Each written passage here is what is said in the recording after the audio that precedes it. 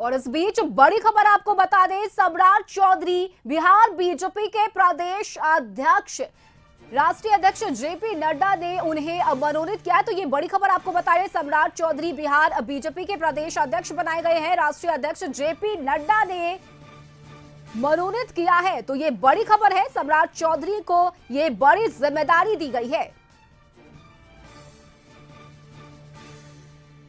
तो राष्ट्रीय अध्यक्ष जेपी नड्डा ने सम्राट चौधरी को मनोनीत किया है। बिहार बीजेपी के प्रदेश अध्यक्ष सम्राट चौधरी को बनाया गया है। तो बड़ी जिम्मेदारी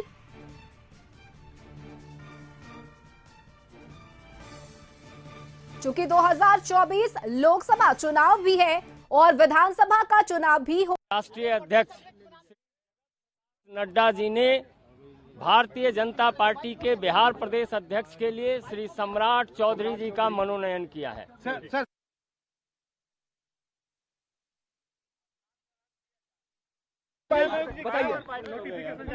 भारतीय जनता पार्टी के माननीय राष्ट्रीय अध्यक्ष श्री जगत प्रकाश नड्डा जी ने भारतीय जनता पार्टी के बिहार प्रदेश अध्यक्ष के लिए श्री सम्राट चौधरी जी का मनोनयन किया है।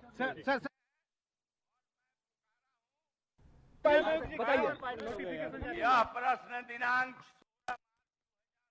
को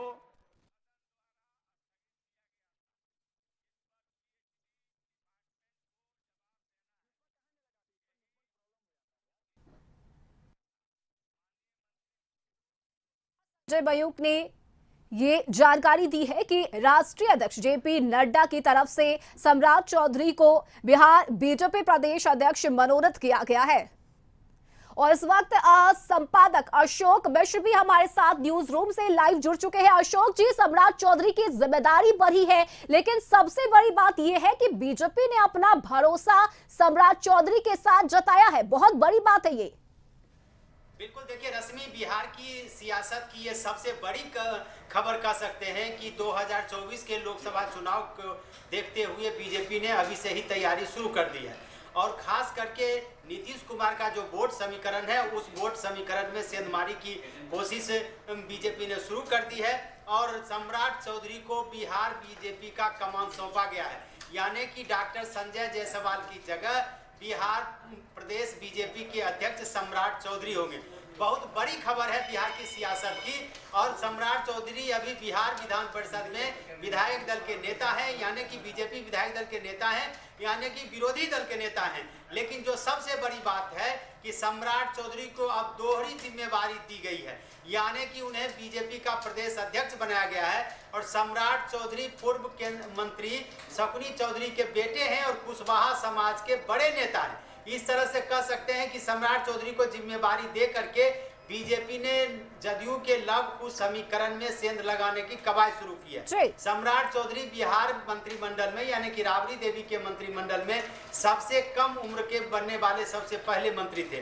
तो सम्राट चौधरी का एक तरह से जनाधार है। लव कुश समीकरण में कुछ जाति से वो आते हैं। तारापुर विधानसभा क्षेत्र उनके पिता का गृह क्षेत्र है और खगड़िया लोकसभा क्षेत्र के दायरे के अंतर्गत वो आते हैं। लेकिन सबसे बड़ी बात है कि सम्राट चौधरी को बीजेपी ने एक तरह से तीन तोहफा दिया है। सबसे पहला तोहफा दिया कि बिहार विधान परिषद का सदस्य बनाया। दूसरा तोहफा दिया गया कि उन्हें मंत्रिमंडल में, नीतीश मंत्रिमंडल में शामिल किया गया था।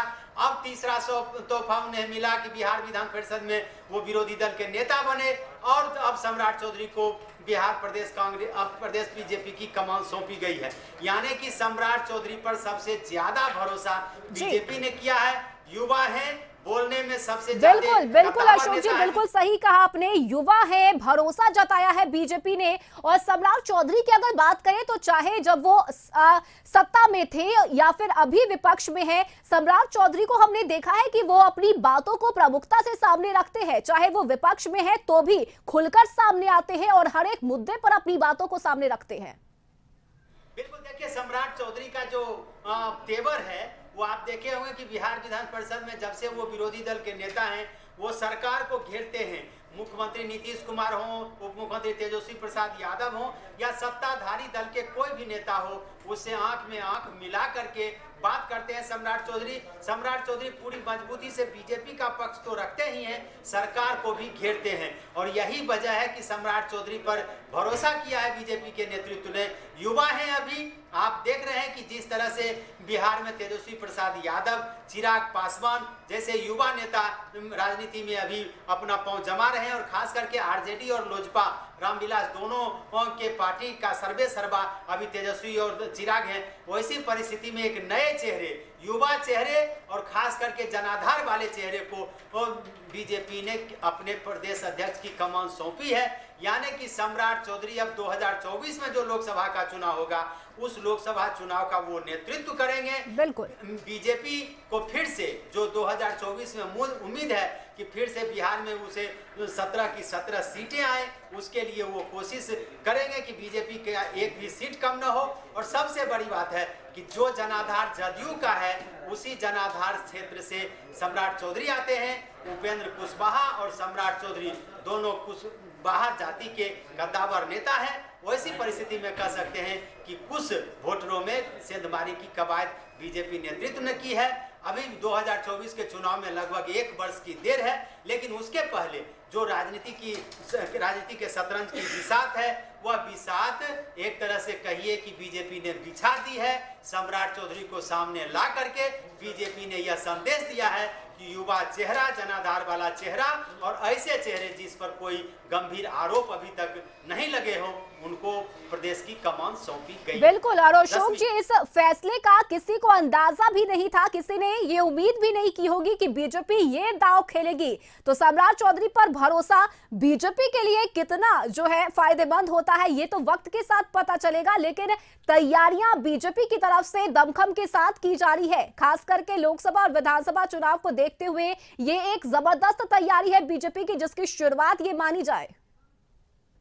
देखिए, पिछले लोकसभा चुनाव की बात करें या विधानसभा चुनाव की बात करें तो जदयू के समीकरण में बीजेपी ने कभी सेंधमारी नहीं की थी और यही वजह रही कि नीतीश कुमार की मर्जी के साथ ही बीजेपी चलती थी। आपको याद होगा कि 2019 का जो लोकसभा चुनाव है हुआ था उसमें सम्राट चौधरी को टिकट नहीं दी थी बीजेपी ने, क्योंकि उस समय नीतीश कुमार साथ थे। तो बीजेपी के कैंडिडेट होने के बावजूद भी खगड़िया लोकसभा क्षेत्र से महबूब अली कैसर को चुनाव लड़ाया गया, जो लोकसभा में लोजपा के बने नेता।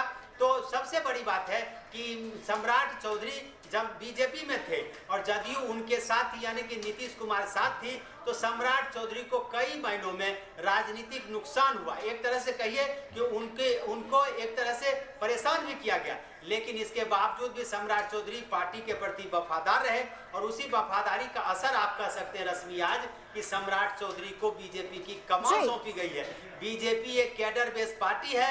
सम्राट चौधरी बीजेपी के कार्यकर्ता नहीं रहे, राजनीतिक कारणों से ही सही वो जब जीतन राम मांझी की सरकार गिरी, नीतीश कुमार जब फिर से मुख्यमंत्री बने तो सम्राट चौधरी, चूंकि उनके पिता शकुनी चौधरी और सम्राट चौधरी दोनों जीतन राम मांझी के साथ थे, इसलिए राजनीति में उनको एक तरह से कहिए दरकिनार किया गया।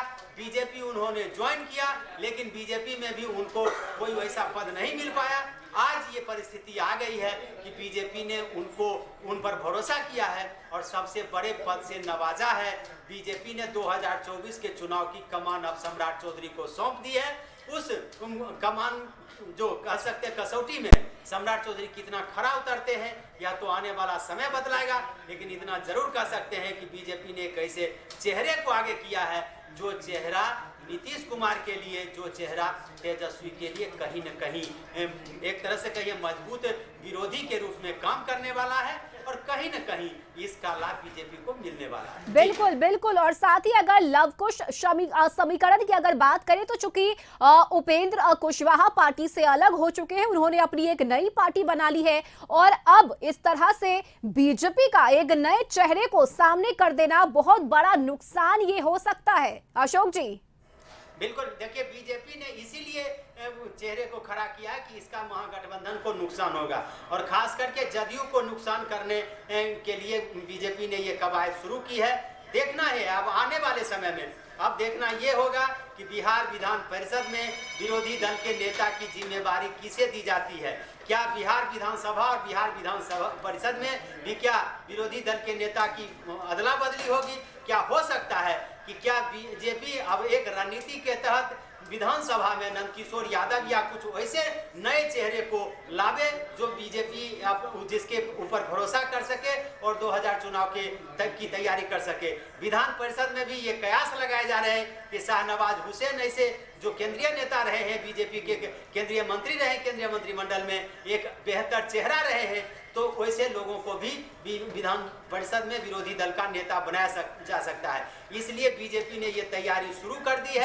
पहले प्रदेश अध्यक्ष बदले गए हैं, देखना होगा कि इस नए अध्यक्ष में कौन कौन से लोग कमेटी में आते हैं, सम्राट चौधरी की टीम कैसे बनती है, फिर बिहार विधानमंडल में बीजेपी की अगली रणनीति क्या होती है, इस पर देखना होगा और इस पर अभी थोड़ा इंतजार करना होगा। लेकिन इतना जरूर कह सकते हैं कि सम्राट चौधरी को प्रदेश बीजेपी की कमान सौंप करके अध्यक्ष बना करके बीजेपी ने एक बड़ा मास्टर स्ट्रोक चला है। और इसका अब किस रूप में, चूंकि आपने देखा होगा कि जदयू में उमेश कुशवाहा है, अभी वो भी कुशवाहा ही है, प्रदेश अध्यक्ष है, लेकिन उनके प्रदेश अध्यक्ष रहते हुए भी जो उपेंद्र कुशवाहा है उन्होंने पार्टी छोड़ दी है, तो जदयू को जो लाभ मिलना चाहिए वो नहीं मिल पाया है। अब बीजेपी ने सम्राट चौधरी को प्रदेश अध्यक्ष बनाया है, इसका कितना लाभ बीजेपी को मिलेगा बिल्कुल आने वाला वक्त बताएगा। लेकिन इतना जरूर कर सकते हैं कि बीजेपी ने 2024 की तैयारी शुरू कर दी है। बिल्कुल बीजेपी की ये बड़ी तैयारी है अशोक जी, देखना होगा कि इस फैसले का कितना लाभ बीजेपी को मिलता है। बहुत शुक्रिया अशोक जी आपका तमाम जानकारी के लिए।